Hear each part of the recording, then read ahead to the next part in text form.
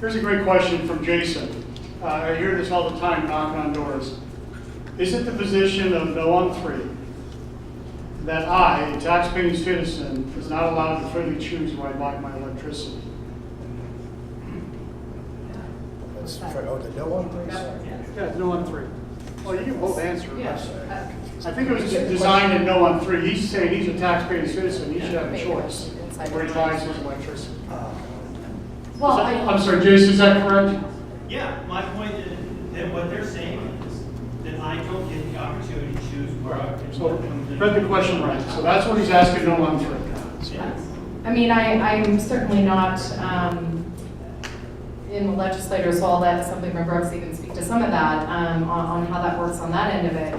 But what I can share is that, you know, the reality is electricity is not your normal goods and services. Electricity is a major commodity that requires significant investment in the infrastructure so that communities and consumers can depend on reliable service without interruption, have fair rates. They are regulated by the Public Utilities Commission. They have made incredible investments across the state so that we have that reliable infrastructure. So again, I don't really know. I mean, you may have some more insight onto how that actually, you know, transpired and took place. But Can I touch on that briefly? Sure. So I agree with you, and I think that I think it's the ends of this initiative. I agree with many of them. I just don't necessarily agree with the means. I think it's a horribly flawed initiative that creates all kinds of very structural issues within our Nevada Constitution that would have devastating effects on our economy. What I do believe is that, and what I tried to address in the work I did in the last legislative session, was we passed a solar bill of rights that allowed you as a consumer to interconnect with any utility, to store your own energy, and to buy your own energy and make your own energy. And so that's why I believe in statutory ways of getting it done, because if we find an issue that is flawed there, well, we can fix it. So I agree with you, and it's something I plan on spending the rest of my legislative career working on. I just don't think that, A, this constitutional amendment doesn't necessarily guarantee you that, and B, it creates a lot of more problems than it really solves. And so that's my biggest concern. I agree with you, and I think that we as legislators and regulators should try to make sure that you have as many choices as available, and that you have as many rights as we can try to guarantee. And I just don't think that this constitutional amendment gets it done for you. And that's a great question. I appreciate that question. Okay. A couple more questions, and then 2 more questions, and I'm going to give each of you 2 to 3 minutes to have your final say. Fair enough? Fair enough. You really want 2 or 3 minutes from each of But us? I'll be timing you. They're 30 seconds long.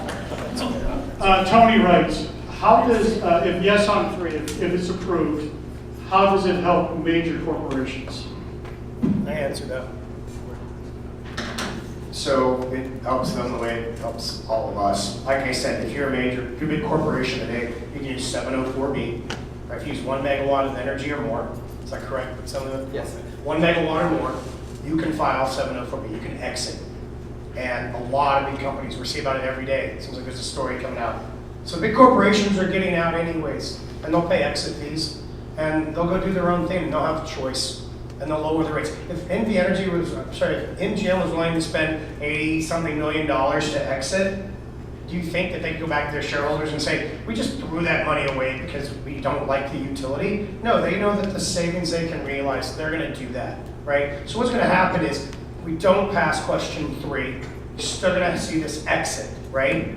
And when that happens, we won't have that choice. To the gentleman's question, it's very simple. Yes on 3 if you want choice as a consumer on who you can purchase your energy from, straight up. If you don't care about that, and you like the utility, and you don't care that the corporations get to do it, you're fine with the way things are, and you believe the risky and costly storyline, then you're gonna vote no on 3. But if you want choice, the same as the corporations, you vote yes on 3. That's how we get there. Now, arguably, yes, we could do this statutorily, but whether we put this in the Constitution to say no more regulated monopoly utility, right? And legislature, please do your job, or go do your job. I'm going to say please because I want to be nice about it, but they're going to do that, right? And if we don't pass this, We still want to get to that end, right? And there are some really good things that we could be doing that we're not. I say that's going to be a much more difficult, if not impossible, uphill battle, because if the utility wins this fight, they will be in a great position to say, yeah, y'all said you didn't want this. And they're going to convince, that's going to be their message. You said you didn't want choice, and that'll be the end of it. So if you want choice, we vote yes on 3. Can counterpoint on that real quick, a minute? I'll just add that, and again, you kind of hear the sentiment there, and a common theme here, that if question 3 passes, it truly only benefits large corporations. Residents and small businesses will bear the burden on our backs with paying higher rates, and billions of dollars will be incurred, will be higher taxes. It really only benefits large corporations. Look at the proponents. The 2 large corporations behind question 3 are Sands and Switch. They have a business interest to want to perhaps enter this energy market. It will truly only benefit large corporations. That's what I'll say. Thank you. All right, we're actually going to do 2 more questions and we'll move on. And for somebody that, Brooks, I believe this question is for you because it has your name on it. From Jorge, population-wise, how is this going to affect our power bill? And he follows up with, how do we compare this to California? So in California, and I know, honestly, I'm going to tell you, both campaigns use California because it polls really well. People here don't like California, right? Meanwhile, most people are better from California. But so I don't see California as a boogeyman. I see it as this giant economy, like the world's biggest economy, that is 200 miles or 100 miles from where we're sitting. So that's what I see California as. I don't necessarily see them as a boogeyman. But our rates right now, our residential rates in Nevada are about 50% less than California, and are about 15% less than the national average, and I think about 20% less than the western states as an aggregate. So there's not, when I look at the opportunities for savings, that I don't see a lot of opportunities for those power rates to necessarily go down. And this, if I can dovetail this into the last question, I do see opportunities for power rates to go down for the absolute largest consumers. As a past utility executive, large consumers subsidize small consumers. Urban consumers subsidize rural consumers. The more you use, the better deal you're getting. And so if you don't use a lot of energy, I don't see you, and when I say use a lot, I mean a resident of any size home or a small business, I do not see the opportunities for savings. So that question is, and I hope I'm addressing the question, how do we compare to California? And by the way, California is 18 times bigger than we are. One utility in California, Los Angeles Department of Power and Water, is larger than the entire population, budget, and energy use of the entire state of Nevada. So I have a hard time making those comparisons. Nevada is a unique energy market, and so we are not Texas and we're not California, so it's kind of hard. For Nevada, if we change the grid, obviously there's a fluctuation can come up what we're paying for our power, correct? If we enter into the wholesale markets with California, they sneeze, we catch the cold. Okay, this is a great question, and they actually all are great. And we don't have time to go through them all, but a lot of them dovetailed into previous comments. But this is an interesting question, and I'll leave it up to you who's going to answer. He talks about healthy competition. Will it be like cable and direct TV? They equally raise the rates. That's a great question, because I think that's what we fear is people are going to get locked into bad contracts. Yes or no, I don't know. I'm just a moderator, but this is a great question. He's fearing that, hey, you raise your rates, I'll raise my rates type thing, so. I guess I'll try to do this from. I think Scott did. I'll do the best I can from my standpoint on this. I hate DirecTV. I hate them. And I hate Cox even more. And I cancel them all, right? I'm a penny pincher, I really am, because my wife takes all my money. So, every mail in here, right? I switch. I went and took a look at all the different types of competition because all those companies out there are competing for your business, right? I had Sling TV, I didn't dare go DirecTV Now or whatever, right? I've got Netflix, I have all this. I just canceled Hulu's, $34 a month. I went to Vader Streams, it's $15 a month, and I get every single channel that all of you do, right? And so I truly believe in the Western way, free market, the free market will find its way. I truly don't believe if this were to pass, competition comes in and goes, what's your rate? We're coming in higher. I mean, just look at everything you guys have. If you can't afford an iPhone, right? You go to a Galaxy. Or if you can't afford that, you know, if you can't afford Verizon, there's Cricket Wireless. There is a product for every single person out there that meets every single person's needs, right? It's across the board. I can't guarantee that competition comes in and it's lower. No, can't put that on me. But I'm just telling you from personal experience in working in 28 states and over 150 different utilities for multiple years. From personal experience, I have seen that competition was lower than the utility. If that happens here, I think it's a huge win. Now, that's just my personal belief. Free market principles, that's how I am. Yeah, we have time for one more point on this, and then we'll I don't want to go past anymore.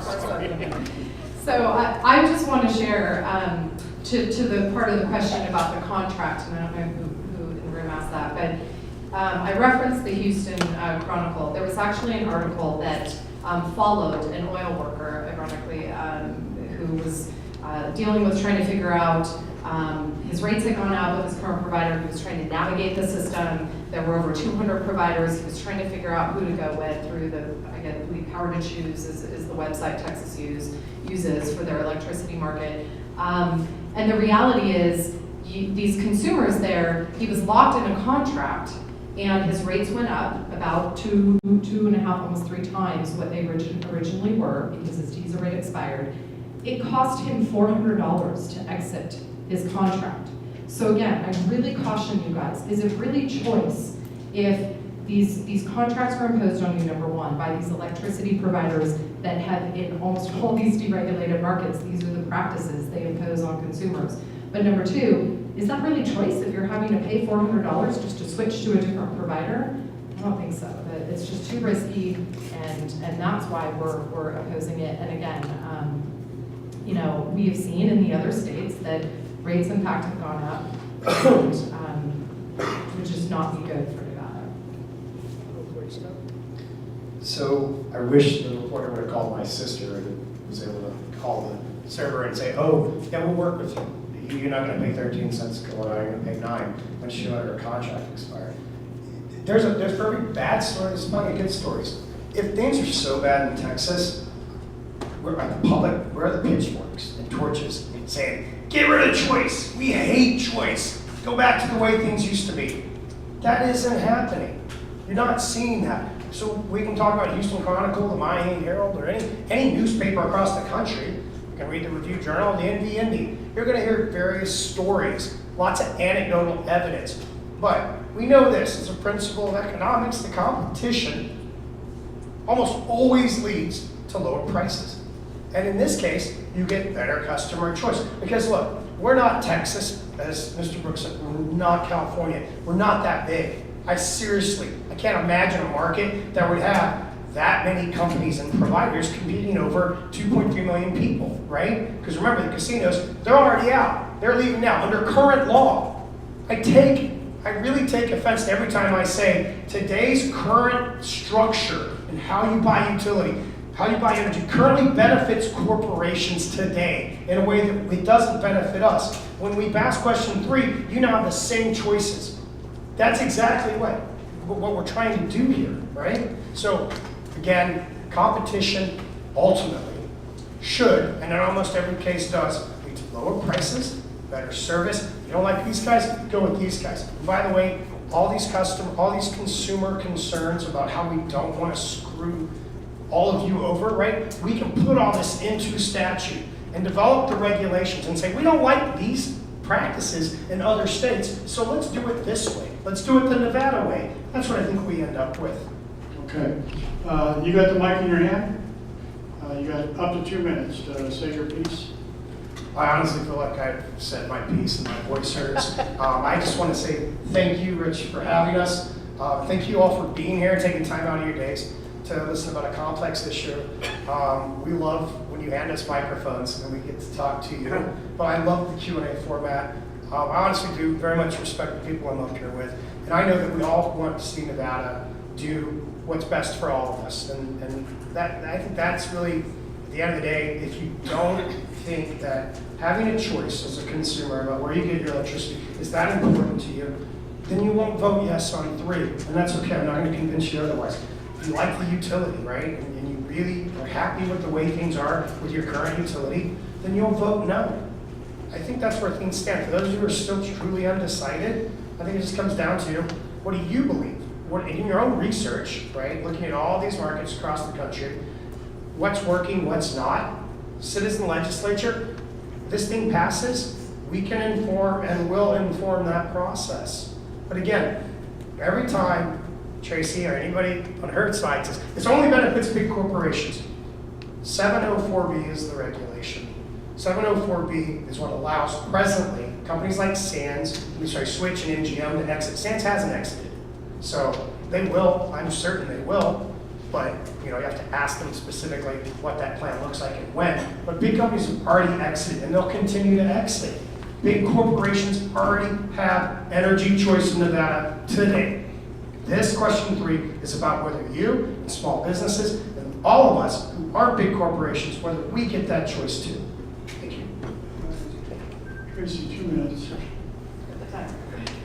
So you've heard our all sides of this issue, but the reality is question 3 is a constitutional amendment, as you've heard. It would lock a risky experiment into our state constitution. It will cost Nevada ratepayers and taxpayers billions of dollars. I think you've heard Assemblyman Brooks talk about some of the implementation if this were to pass. The Public Utilities Commission actually found that implementation of question 3, a new electricity market, would actually cost $100 million and an additional $45 million a year in administrative costs. These are all hard costs that are truly going to be passed on to us as taxpayers. The next point is that, as you've heard, in other states that have attempted electricity deregulation, it's been a disaster. Rates have gone up. There's been less consumer protections, a less reliable electricity system. They have experienced rolling blackouts, and again, the list goes on. This would not be good for our state. Electricity deregulation does not belong in our state constitution. And again, I will share, this does benefit large corporations. The yes side is attempting to compare apples to oranges. You heard Assemblyman Brooks say how that would work. This will only benefit large energy consumers of electricity. It does not benefit residents and small businesses. I encourage you to get the facts. We have a website, knowon3.com, with all kinds of data that is independent data, not data we've paid to have done. So you can look at the facts and look at what really would happen if this risky ballot measure were to pass. Thank you. Thank you. Assemblyman Brooks, sir? So I'm going to stand up. So, and I'm timing myself because I'm respectful of your time. Hang on. But, I don't want to use anecdotal evidence about, what somebody I know did or what I think I experienced, or cherry pick data from one report or another, or campaign slogans from 2 campaigns. And I like all of these people up here and I've known them for a very long time. That all is coming from a place of advocating on behalf of an issue. In the case of Scott, he works for the campaign, and there's 2 businesses who have a lot to profit from, both Switch and Sands have a tremendous amount to profit from this if it passes. And so he's advocating on behalf of them. Tracy works for the No on 3 campaign that is a direct result of NV Energy's wanting to maintain the business model they currently have. There's a lot of money at stake there.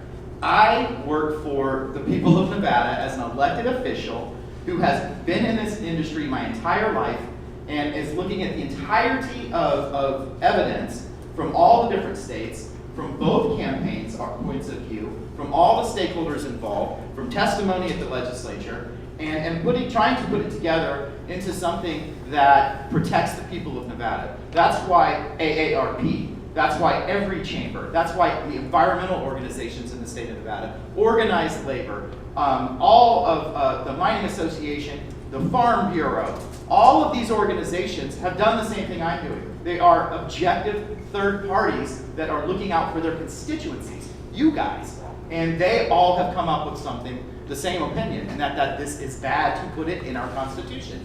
It's not bad to have choice. It's not bad to have renewables. It's bad to put it in our Constitution. And so that's why I'm against it. And so it's based upon the entirety of the work that I've done for the last 2 years, not campaigns. Thank you. Blake, your last speech. Pretty good. That's actually cool. I just want to say thank you very much, everybody, for having us here. Said like Brooks, I feel like we've been doing this for 4 years now, going around saving solar, and, trying to make sure that we get all the facts right for this. And I don't think either side has all the right facts.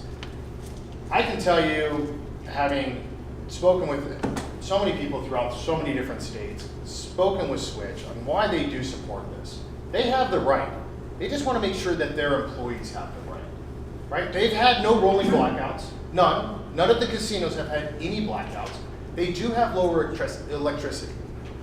I do believe that, firstly, I love that it's in the Constitution, because that means my right to electricity, my choice, cannot be taken away.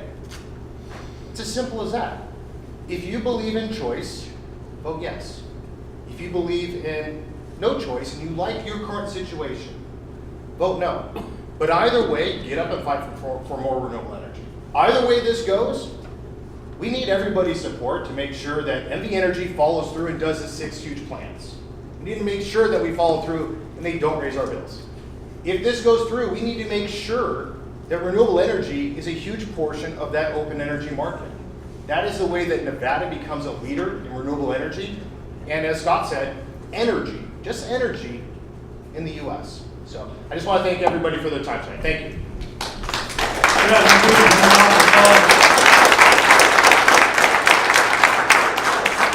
I got to tell you, I love the passion that I hear from all 4 of you. There's no doubt that you have concerns and you have interests, and that shows. And this is what we think when we talk about question 3. It's the same passion, it's the same concern. It always comes down to money. And instead of listening to commercials or radio ads, we get a chance to see 4 experts. So thank you for coming out. We appreciate it. Real quick, again, my name's Rich. I am running for your assemblyman in District 12. I have literature back here. And for you who are knocking on the door to have this conversation, this is what I think local politics should look like. And that's what I plan on taking with me up to the Assembly. So thank you very much.